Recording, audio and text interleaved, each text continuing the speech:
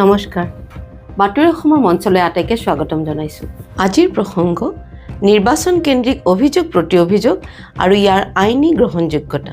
অৱশেষত নিৰ্বাচন শেষ হ'ল আৰু এতিয়া মাথো অপেক্ষা ফলাফলৰ। এই নিৰ্বাচন কেন্দ্ৰিক প্ৰচাৰ কালত যি ভাষিক হিংসা, যি অশালীন আচৰণ আমি দেখিবলৈ পালোঁ, সেয়া সঁচাকৈ নাভূত নাশ্ৰুত আছিলে। এইবছৰ চাগে নিৰ্বাচন কেন্দ্ৰিক অভিযোগ প্ৰতি অভিযোগে, নিৰ্বাচন কেন্দ্ৰিক ভাষিক হিংসা, জাতীয় আৱেগ অনুভূতিক আঘাত, এইবোৰ চূড়ান্ত পৰ্যায় পাইছিলগৈ। অসমত বিজেপি দলে প্ৰাৰ্থীৰ তালিকা ঘোষণা কৰাৰ পিছতেই এগৰাকী প্ৰাৰ্থীক লৈ পোনপ্ৰথম ৰাইজৰ মাজত প্ৰতিবাদৰ জোৱাৰ উঠিছিল। আপোনালোকে হয়তো অনুমান কৰিব পাৰিছে, সেই সমষ্টিটো আছিলে শিৱসাগৰ বিধানসভা সমষ্টি আৰু সেই প্ৰাৰ্থীগৰাকী আছিল শিৱসাগৰ বিধানসভা সমষ্টিৰ প্ৰাৰ্থী কুশল দুৱৰী।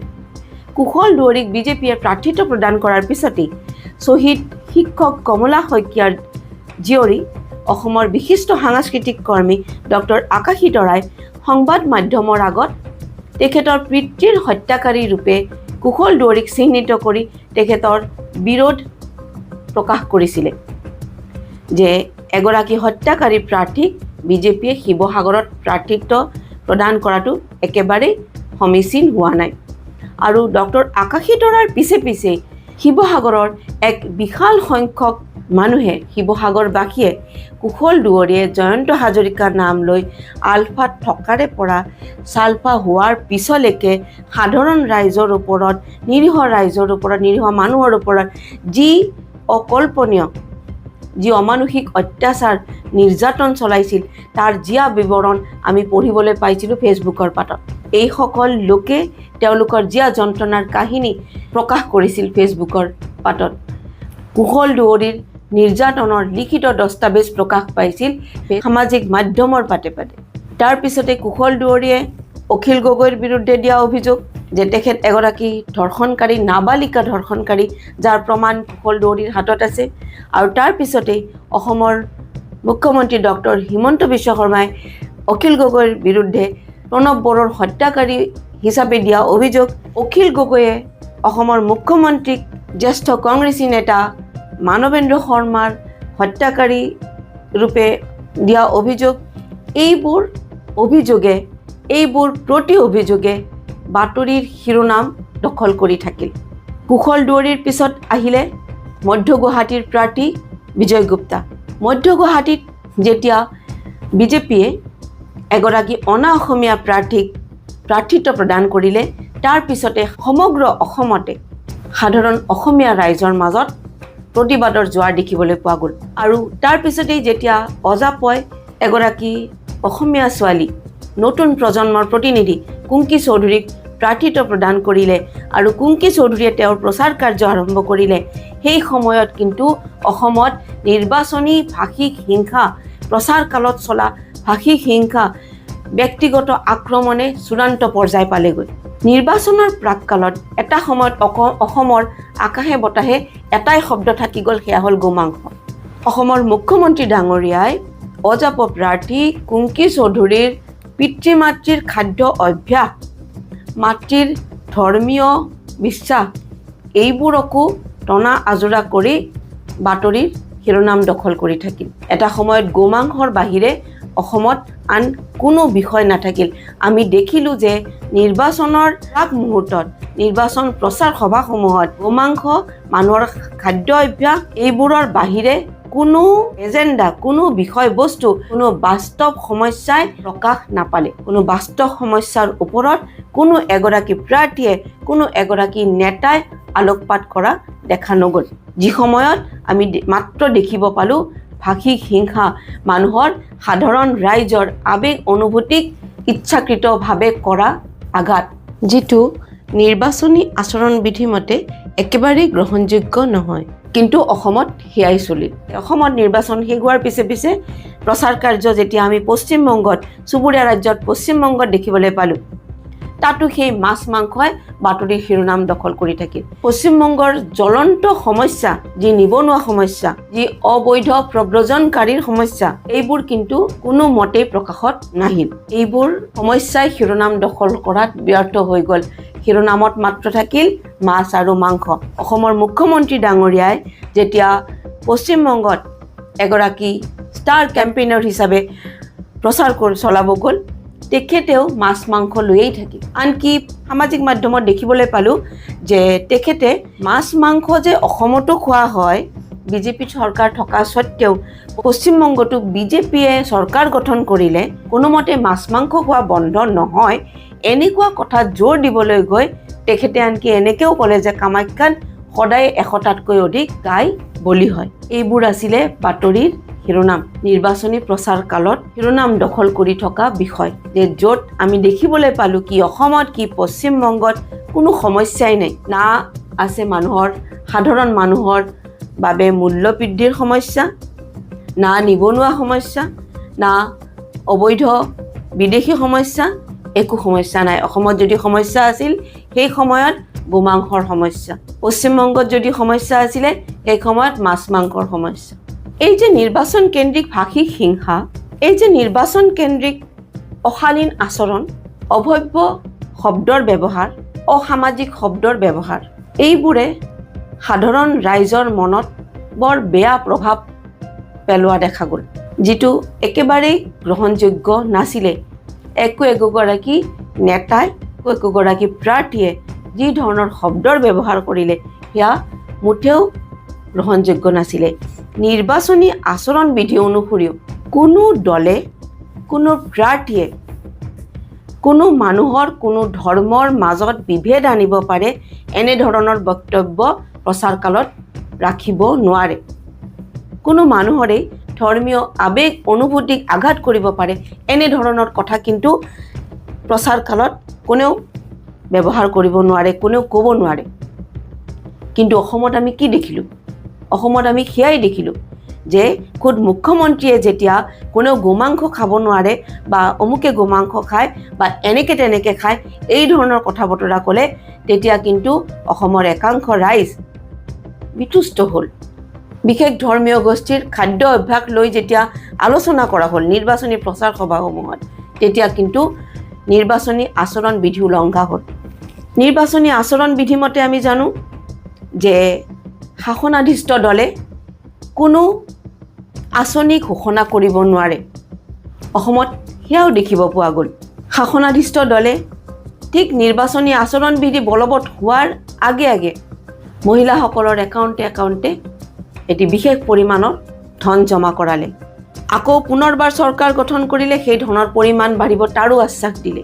এই যে নিৰ্বাচনী আচৰণ বিধি বলবৎ হৈ থকা সময়ত এনেধৰণৰ অশালীন ভাষাৰ ব্যৱহাৰ হ'ল, এনেধৰণৰ অভব্য অকথ্য কথাৰে সাধাৰণ ৰাইজৰ মাজত ধৰ্মীয় বিভেদ অনাৰ চেষ্টা হ'ল, এইবোৰৰ বিৰুদ্ধে নিৰ্বাচন আয়োগক এটি টকাও প্ৰকাশ কৰা দেখা নগ'ল। এই সময়ত নিৰ্বাচন আয়োগে কোনো এটি পদক্ষেপ লোৱা দেখা নগ'ল। অসমৰ ক্ষেত্ৰত বিশেষকৈ কৈছোঁ যে আমাৰ গৃহ ৰাজ্যত আমি নেদেখিলোঁ যে নিৰ্বাচন আয়োগে কোনো এজনকো, কোনো এগৰাকী প্ৰাৰ্থীকো আচৰণ বিধি সম্পৰ্কে সজাগ কৰি দিয়া, সতৰ্ক কৰি দিয়া আমি নেদেখিলোঁ। তেনেহ'লে এনে আচৰণ বিধিৰ প্ৰয়োজন কি আছিল? এই যে নিৰ্বাচনী আচৰণ বিধি ভংগ হ'ল, এই যে নিৰ্বাচনী প্ৰচাৰ সভাসমূহত অভিযোগ প্ৰতি অভিযোগবোৰ সামাজিক মাধ্যমত প্ৰকাশ পালে, নেতাসকলে, মুখ্যমন্ত্ৰী মহোদয়ে, প্ৰাৰ্থীসকলে যি ধৰণৰ মতামত সংবাদ মাধ্যমৰ আগত, সামাজিক মাধ্যমৰ আগত প্ৰকাশ কৰিলে, এনেবোৰ মতামতৰ, এনেবোৰ অভিযোগৰ ন্যায়িক বৈধতা আছে নে নাই তাৰে ওপৰত আমি আলোকপাত কৰিবলৈ বিচাৰিছিলোঁ। ইণ্ডিয়ান ইনফৰমেশ্যন এক্ট 2000 ছেকশ্যন 4 মতে আনঅল্টাৰ্ড, আনটেম্পাৰ্ড আৰু জেনুইন অথেণ্টিক ডিজিটেল এভিডেন্সবোৰ ইলেক্ট্ৰনিক প্ৰমাণবোৰৰ গ্ৰহণযোগ্যতা আছে, তে সেইবোৰ ন্যায়িকভাৱে বৈধ। ইণ্ডিয়ান এভিডেন্স এক্ট 1872 65B, যিটো পৰৱৰ্তী কালত ভাৰতীয় সাক্ষ্য অধিনিয়ম 2023, সেইমতে ডিজিটেল এভিডেন্স যদি অথেণ্টিক হয় সেয়া আইনৰ ওচৰত গ্ৰহণযোগ্য। ছেকশ্যন 65B মতে এখন প্ৰমাণপত্ৰ লাগে। সেই প্ৰমাণপত্ৰ কিহৰ? যে এই এভিডেন্সটো, এইটো প্ৰমাণ আচলতে আনঅল্টাৰ্ড, আনটেম্পাৰ্ড আৰু অথেণ্টিক। 4 প্ৰকাৰৰ যি ডিজিটেল এভিডেন্স আছে তাৰ ভিতৰত ছ'চিয়েল মিডিয়া কমেণ্টছ আৰু ডিজিটেল মেম'জ আৰু ডকুমেণ্টছ পৰে। তো ডিজিটেল ডকুমেণ্টছৰ ভিতৰত কিন্তু কুশল দুৱৰীৰ বিৰুদ্ধে যিসকল মানুহে ফেচবুকৰ পাতত তেওঁলোকৰ যন্ত্ৰণাৰ জীয়া কাহিনী প্ৰকাশ কৰিলে সেইবোৰ আচলতে আইনী দস্তাবেজ হিচাপে গ্ৰহণযোগ্য হ'ব পাৰে। ছ'চিয়েল মিডিয়া কমেণ্টছ, সামাজিক মাধ্যমৰ আগত অসমৰ মুখ্যমন্ত্ৰীকে ধৰি আনসকলেও যিবোৰ মতামত প্ৰকাশ কৰিলে, যিবোৰ অভিযোগ ইজনে আনজনৰ ওপৰত দিলে, সেইবোৰৰো কিন্তু আইনী গ্ৰহণযোগ্যতা আছে। ছ'চিয়েল মিডিয়া কমেণ্টছ আচলতে ডিজিটেল এভিডেন্সৰ অন্তৰ্গত। গতিকে ছ'চিয়েল মিডিয়াৰ ওচৰত, সংবাদ মাধ্যমৰ ওচৰত যিসকলে এনেধৰণৰ ইজনে আনজনৰ নামত যদি অভিযোগ দিছে, সেই অভিযোগৰ বিৰুদ্ধে যদি কোনোবাই আইনৰ ওচৰত যাব পাৰে, তেনেহ'লে কিন্তু তেওঁলোক আইনৰ ওচৰলৈ যাব পাৰে। কোনে এনেবোৰ বিষয় লৈ আইনৰ ওচৰলৈ যাব, কোন নাযাব, সেয়া আমাৰ বিচাৰ্য নহয়। আমি মাত্ৰ ক'ব বিচাৰিছোঁ যে এই যে নেতাসকলে, প্ৰাৰ্থীসকলে সংবাদ মাধ্যমৰ আগত, সামাজিক মাধ্যমত ইজনে আনজনৰ বিৰুদ্ধে বিভিন্ন অভিযোগ প্ৰতি অভিযোগ আনিলে, এইবোৰৰ বিৰুদ্ধে যদি কাইলৈ কোনোবা আইনৰ ওচৰলৈ যাব বিচাৰে, তেনেহ'লে এনেবোৰ মতামতৰ, সামাজিক মাধ্যমৰ ওচৰত দিয়া মতামতৰ, সংবাদ মাধ্যমৰ সন্মুখত দিয়া মতামতৰ আইনী গ্ৰহণযোগ্যতা আছে নে নাই, তাৰে ওপৰত আমি আজি আলোকপাত কৰিবলৈ বিচাৰিছিলোঁ। গতিকে এনেবোৰ মতামত দিয়াৰ আগতে সাধাৰণ ৰাইজ হিচাপে, এগৰাকী মতদাতা হিচাপে বিচাৰোঁ যে নেতাসকল, প্ৰাৰ্থীসকল নিৰ্বাচন সম্পৰ্কে, নিৰ্বাচনৰ প্ৰচাৰত তেওঁলোকে ক'বলগীয়া, তেওঁলোকে দিবলগীয়া বক্তব্য সম্পৰ্কে আৰু অধিক দায়িত্বশীল হয়, তেনেহ'লে হয়তো সমাজৰ বাবে, মতদাতাৰ বাবে এয়া অতিকে সুখৰ হ'ব। এইবেলি আমি নিৰ্বাচন কালত প্ৰচাৰ সভাসমূহত আমি যি দেখিলোঁ, যি আচাৰ আচৰণ যি দেখিলোঁ, যি ভাষাৰ, যি শব্দৰ ব্যৱহাৰ আমি দেখিলোঁ, সামাজিক দৃষ্টিত সেয়া মুঠেও গ্ৰহণযোগ্য নহয়। সেয়া সম্পূৰ্ণ দায়িত্বহীন মন্তব্য। প্ৰতিগৰাকী নেতাই, প্ৰতিগৰাকী প্ৰাৰ্থীয়ে ইজনে আনজনৰ ওপৰত নিৰ্বাচনী প্ৰচাৰৰ নামত অভিযোগ প্ৰতি অভিযোগৰ প্ৰতিযোগিতা চলালে সেয়া সমাজৰ বাবে মুঠেও শুভ লক্ষণ নহয়। সাধাৰণ মতদাতাৰ চিন্তাক, সাধাৰণ মতদাতাৰ আৱেগক দলবোৰে একেবাৰে গুৰুত্ব দিয়া দেখা নগ'ল। সাধাৰণ মতদাতাৰ মতামতৰ প্ৰতি কোনো এটি দলো শ্ৰদ্ধাশীল থকা যেন আমি অনুভৱ নকৰিলোঁ। আনকি প্ৰাৰ্থী প্ৰক্ষেপ কৰোঁতেও দলসমূহক কিছু বেপৰুৱাই দেখা গ'ল, আৰু যাৰ কাৰণেই হয়তো শাসনাধিষ্ঠ বিজেপি দলটোৱে মধ্য গুৱাহাটীত এগৰাকী অনা অসমীয়া প্ৰাৰ্থীক প্ৰাৰ্থিত্ব প্ৰদান কৰাৰ কথা চিন্তা কৰিব পালে। শিৱসাগৰত কুশল দুৱৰীৰ ইতিহাস জনাৰ পিছতো শিৱসাগৰৰ দৰে ঐতিহাসিক এটি স্থানত, এটি বিধানসভা সমষ্টিত তেনে এগৰাকী প্ৰাৰ্থীক প্ৰাৰ্থিত্ব দিয়াৰ কথা চিন্তা কৰিব পাৰিলে। মূলতঃ এইবেলি নিৰ্বাচন কোনো ফালৰ পৰা সাধাৰণ ৰাইজৰ বাবে নাছিল। সামাজিক মাধ্যমত, সংবাদ মাধ্যমত প্ৰচাৰৰ নামত যিবোৰ আমি দেখিবলৈ পালোঁ, সাধাৰণ ৰাইজৰ বাবে একেবাৰেই নহয়। সাধাৰণ ৰাইজ মূল্যবৃদ্ধিত জৰ্জৰিত, নতুন প্ৰজন্ম নিবনুৱা সমস্যাত জৰ্জৰিত। তাৰ পিছতো এইবোৰ সমস্যাক কাষৰীয়া কৰি শিৰোনাম দখল কৰি থাকিল গোমাং হয়। অসমৰ জ্বলন্ত সমস্যাবোৰক কাষৰীয়া কৰি শিৰোনাম দখল কৰি থাকিলে শিৰৰ সেন্দুৰে। মিয়া সমস্যাই নিৰ্বাচনী আচৰণবিধি সম্পৰ্কে আমি আন এটি কথা উনুকিয়াব বিচাৰিম। যিটো অভিযোগত কুংকি চৌধুৰীৰ বিৰুদ্ধে অভিযোগ দাখিল কৰা হৈছিলে যে তেখেতে নিৰ্বাচনৰ দিনা ভোটদান কেন্দ্ৰৰ 100 মিটাৰৰ ভিতৰত প্ৰৱেশ কৰিছিলে, মতদান কেন্দ্ৰত প্ৰৱেশ কৰিছিল। ঠিক একে কাৰ্যই কিন্তু আমি ৰঙিয়া এটি মতদান কেন্দ্ৰত দেখিবলৈ পালোঁ। ৰঙিয়াত কংগ্ৰেছ মহাজোঁটৰ প্ৰাৰ্থীগৰাকীক আমি এটি মতদান কেন্দ্ৰত সদল বলে সোমাই যোৱা দেখিবলৈ পালোঁ। সেয়া কিন্তু নিৰ্বাচনী আচৰণ বিধি ভংগ কৰাই আছিল, যিটোক কিন্তু প্ৰশাসনে সেই সময়ত ৰখোৱা আমি দেখা নাছিলোঁ। গতিকে এইদৰেই নিৰ্বাচন আয়োগৰ উপস্থিতিত নিৰ্বাচনী আচৰণ বিধি থকাৰ পিছতো প্ৰচণ্ডভাৱে ভাষিক হিংসাত্মক আক্ৰমণ হ'ল, ব্যক্তিগত আক্ৰমণ হ'ল, ধৰ্মীয় অনুভূতিক আঘাত কৰা হ'ল, প্ৰাৰ্থীয়ে নিৰ্বাচন কেন্দ্ৰতো প্ৰৱেশ কৰিলে, শাসনাধিষ্ঠ দলে আঁচনি ঘোষণাও কৰিব পাৰে। তাৰপিছতো নিৰ্বাচন আয়োগে ক'তো এটি সাধাৰণ টকাও সতৰ্কবাণীও প্ৰকাশ কৰা দেখা নগ'ল। এনেদৰেই শেষ হ'ল অসমৰ নিৰ্বাচন। অসমৰ ইতিহাসত চাগে এইবাৰেই প্ৰথম এনেধৰণৰ নিৰ্বাচনী প্ৰচাৰ কাৰ্য চলিল, যি সঁচাকৈ নাভূত নাশ্ৰুত, যি সঁচাকৈ হতাশাজনক আৰু দায়িত্ব জ্ঞানহীনো। আজি প্ৰসংগত আছিল আমাৰ যে এই সকলোবোৰৰ কিন্তু আইনী গ্ৰহণযোগ্যতা আছে। আমি তাৰ ওপৰত সামান্যভাৱে আলোকপাত কৰিবলৈ চেষ্টা কৰিলোঁ। এগৰাকী সাধাৰণ মতদাতা হিচাপে চাগে অসমৰ প্ৰতিগৰাকী নাগৰিকেই বিচাৰে যে সুস্থ সুন্দৰভাৱে নিৰ্বাচনী প্ৰক্ৰিয়া সম্পূৰ্ণ হওক, যিটো অসমত একেবাৰে এই বছৰ দেখিবলৈ পোৱা নগ'ল।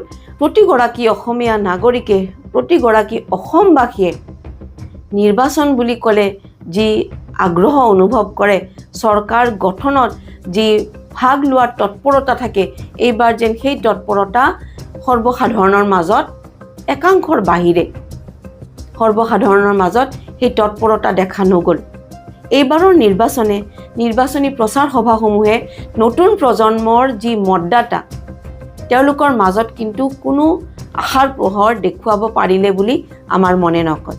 ওলোটাই তেওঁলোকে এক অস্থিৰ পৰিৱেশহে দেখিবলৈ পালে।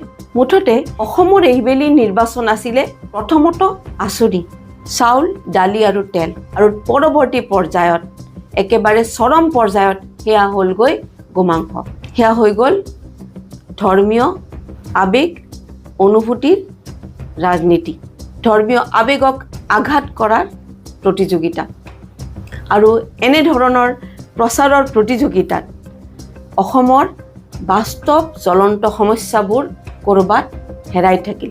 নিৰ্বাচনৰ প্ৰাক মুহূৰ্তত সাধাৰণ মতদাতাৰ ওচৰত আচলতে ভাবিবলৈ, চিন্তা কৰিবলৈ একোৱে নাথাকিলে গোমাংসৰ বাহিৰে।